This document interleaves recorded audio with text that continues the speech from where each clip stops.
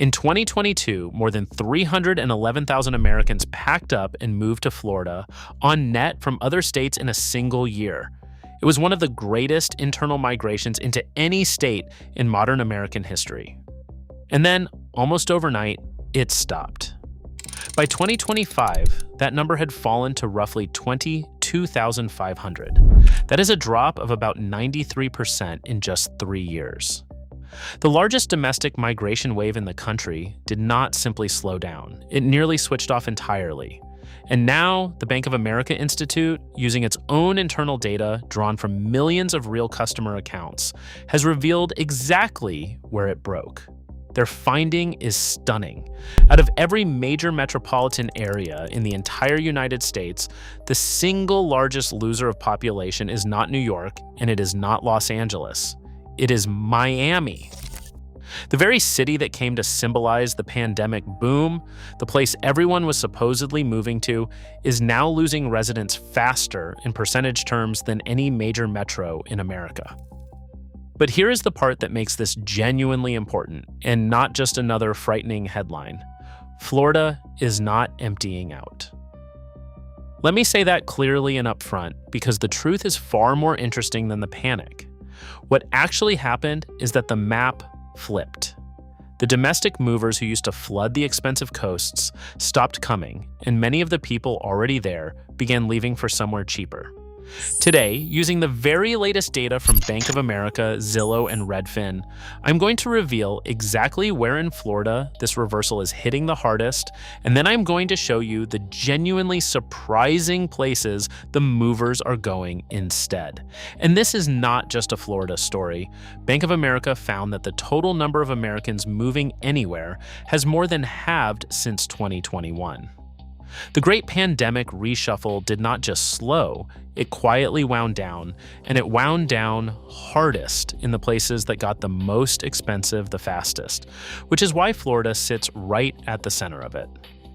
Today, using the very latest data from Bank of America, Zillow, and Redfin, I'm going to reveal exactly where in Florida this reversal is hitting the hardest, and then I'm going to show you the genuinely surprising places the movers are going instead. Let us count down where the map flipped.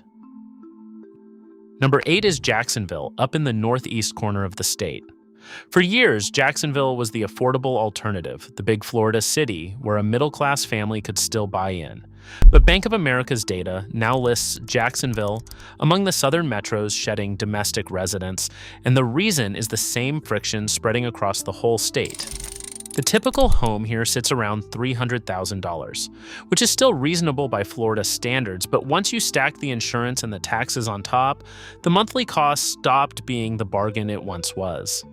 When even your affordable city stops feeling affordable, the newcomers who used to arrive simply choose somewhere else. Redfin now shows homes across Jacksonville sitting longer and cutting prices more often than a year ago, the quiet signature of a market that has lost the tailwind of constant new arrivals. Jacksonville did not do anything wrong. It simply rode the same wave as everywhere else, and the wave went out. Number 7 is Orlando, and this one surprises people because the theme park capital never stops appearing in growth headlines. But Bank of America's most recent data explicitly lists Orlando among the metros now posting population declines. Orlando was built on a wave of young, first-time movers chasing tourism and service jobs, and those are exactly the buyers most sensitive to cost. The typical Orlando home still sits near $390,000, but wages in the hospitality economy never climbed to match it. When the paycheck cannot chase the payment, the flow of new arrivals thins, and Orlando is feeling that thinning right now. And Orlando has a second problem hiding underneath the first. So much of its housing was bought by investors betting on short-term rentals and endless tourism demand, and as that demand cooled and the carrying costs climbed, those investors stopped buying too. Take away the young movers and the investors at the same moment, and a market that felt unstoppable suddenly has very little pulling it forward. Number 6 is Cape Coral, out on the southwest coast, and here the reversal is dramatic. According to Zillow, values here have fallen around 6% over the past year, but the Redfin data is even more telling. In a recent quarter, 43% of Cape Coral buyers were searching to leave the area entirely, while barely 1% of buyers nationwide were searching to move in. Read that again. The people already there want out, and almost no one outside wants in. Cape Coral was one of the great pandemic magnets, a place of endless canals and new construction. Now the insurance bills on that waterfront paradise have become so heavy that the magnet has quietly reversed its poles. Zillow has the typical Cape Coral home around $398,000 now, and with nearly 9 in 10 properties here carrying serious flood risk, the insurance math is not a temporary spike. It is structural. When the single biggest reason people move somewhere, the water, becomes the single biggest reason they cannot afford to stay, the whole equation inverts. And what makes Cape Coral so revealing is that it was never an old established city. It was built almost entirely for the very migration wave that has now reversed, street after street of new canal homes raised on the assumption that buyers would keep arriving forever. Number 5 is Northport, just up the coast, which only a few years ago was crowned one of the fastest growing cities in the entire country. That growth has gone into reverse. Zillow now shows values here down close to 9% over the past year, among the steepest declines anywhere in Florida. And Redfin has the typical home taking around 77 days to sell at a median that keeps drifting lower. Northport grew almost entirely on new arrivals buying brand new homes. So when those arrivals stopped coming, there was very little underneath to hold the market up. A town built on migration is uniquely exposed when the migration ends.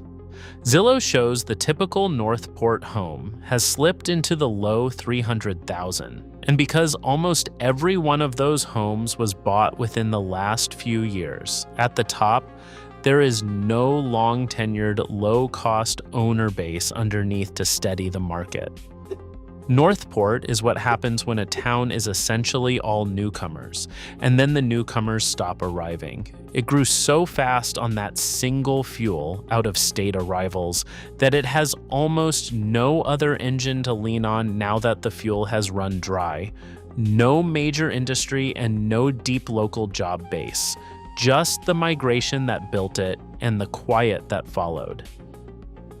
If you are finding this genuinely useful, and especially if you live in Florida or are thinking about a move here, do me a favor and tap the like button, because it truly helps push this in front of other people trying to make sense of a market that just changed the rules on everyone.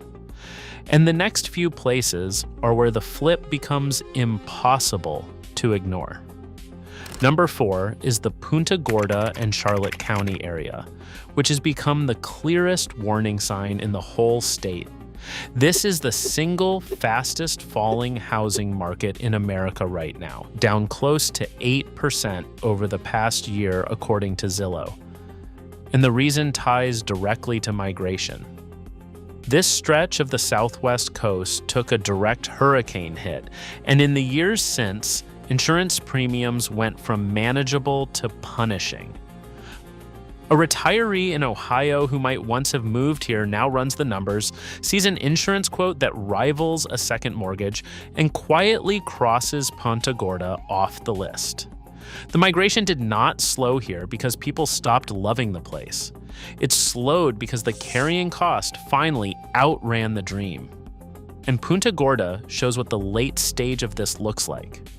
Values here are falling faster than anywhere else in the country, precisely because the migration engine that built the place has gone quiet, and there are not enough local buyers to fill the gap the out-of-state movers left behind.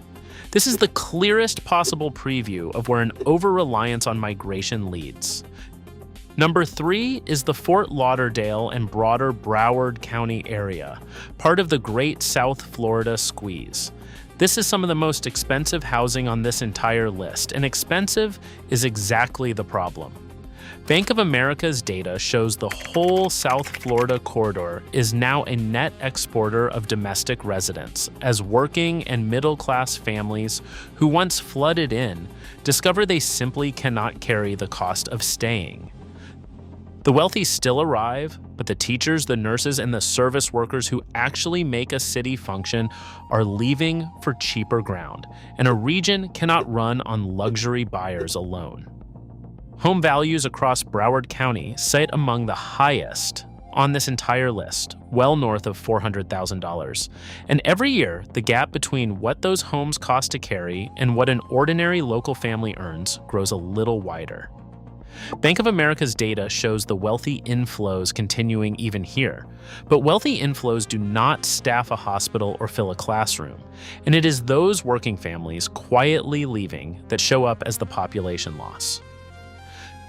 Number 2 is Tampa on the Gulf Coast, and Tampa proves this is not a small-town story.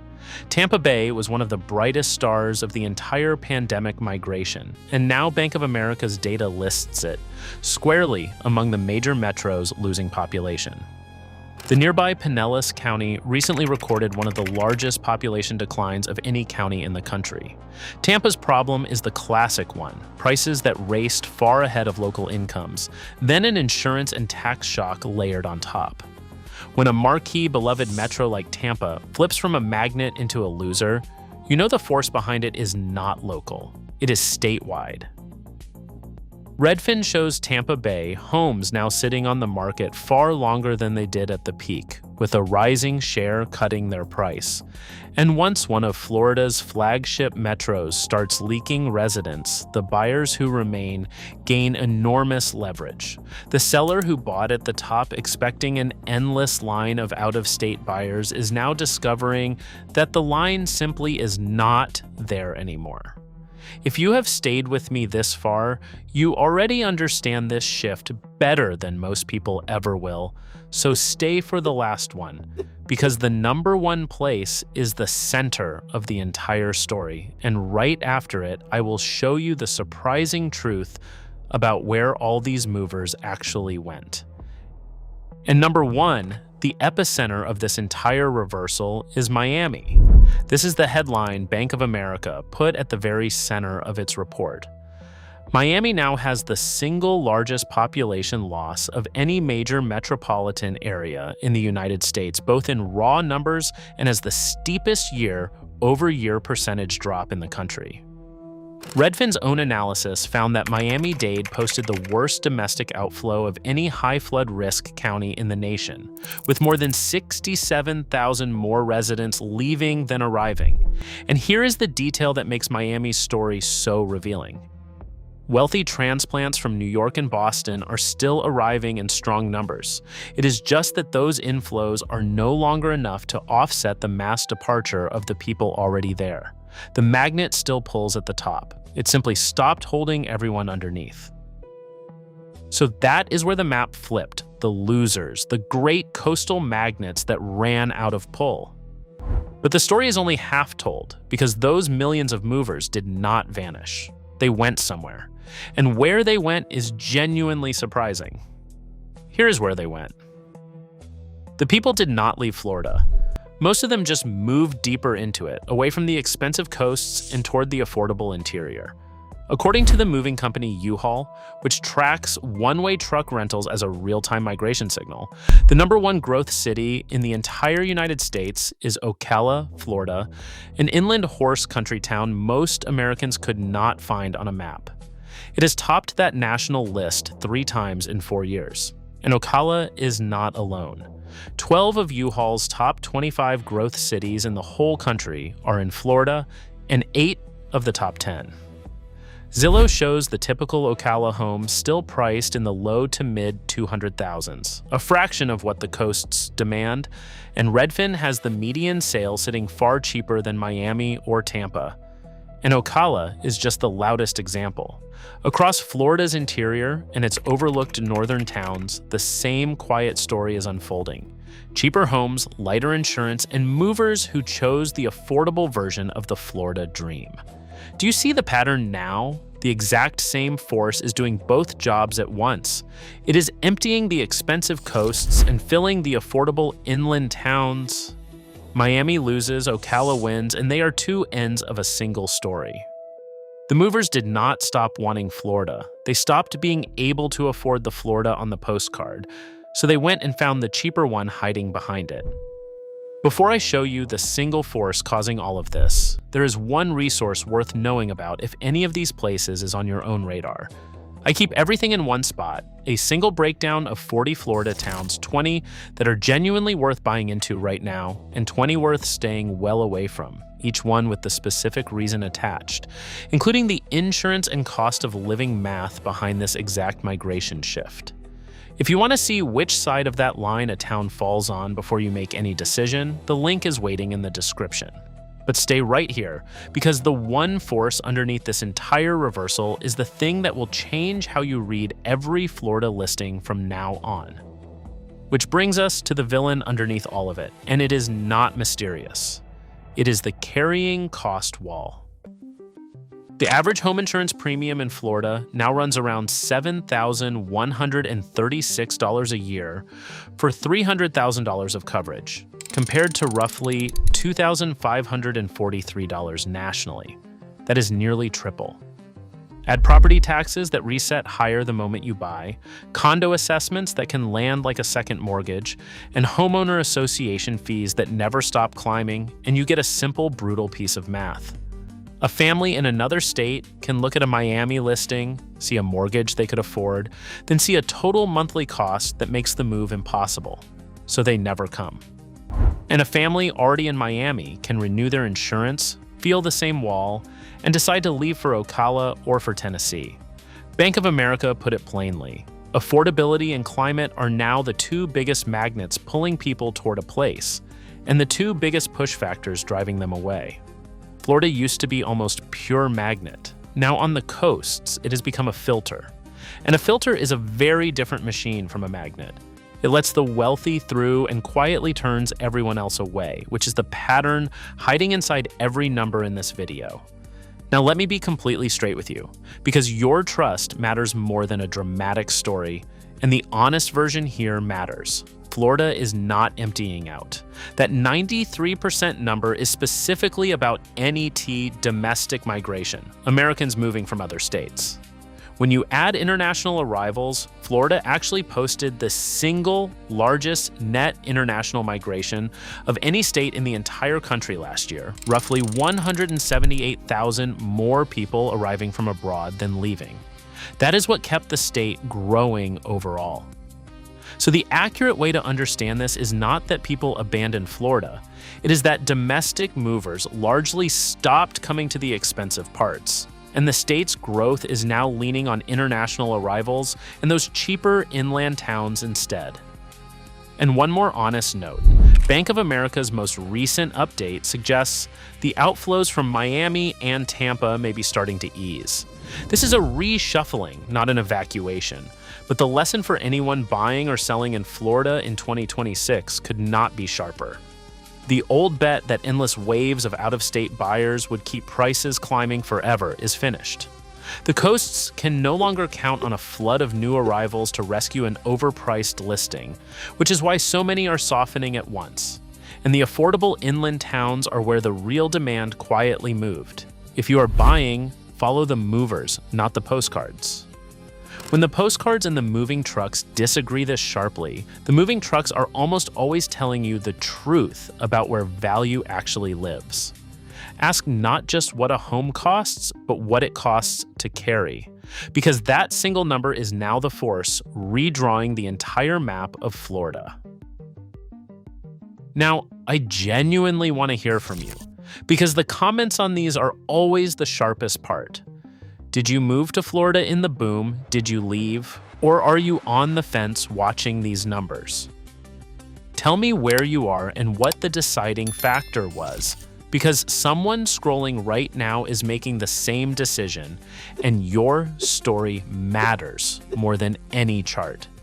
And if this video helped you understand what is really happening, please hit the like button and subscribe. Because these migration numbers move every single quarter, and I would rather you hear the next shift from me than read about it a year too late. Because that is exactly what is coming next. There is a specific group of affordable Florida towns that are absorbing this rerouted migration right now quietly before the crowds and the price spikes arrive. The next Ocala's hiding in plain sight. When the movers find them in full force, the window closes fast.